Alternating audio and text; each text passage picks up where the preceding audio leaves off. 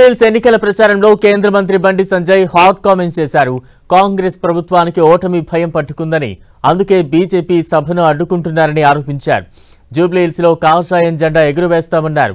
తెలంగాణలో కేసీఆర్ గడీలు బద్దలు కొట్టింది బీజేపీ అని, జూబ్లీహిల్స్ లో కూడా కాషాయం జెండా ఎగురవేస్తామన్నారు బండి సంజయ్.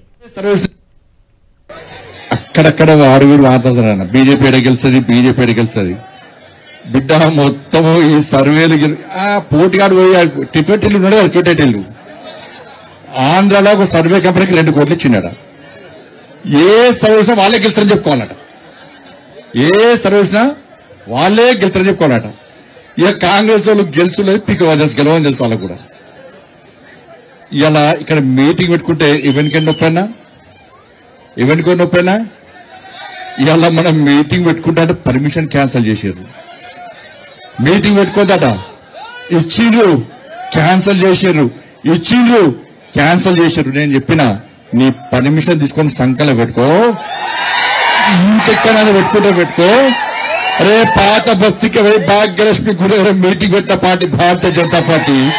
దూరబండ మాది, జూబ్లీహిల్స్ మాది, పక్కా వస్తా, వచ్చి తిడతా. నీ పర్మిషన్లు గిర్మిషన్లు జంటనై భారత్ మాతాకి జై, జై శ్రీరామాని గర్జిస్తాం, గాంధిస్తాం. ఈ జూబ్లీహిల్స్ గడ్డ మీద ఆ కాషాపు జెండాను రెప్పరెప్పలు ఆడిస్తామని చెప్పి వచ్చినన్నా.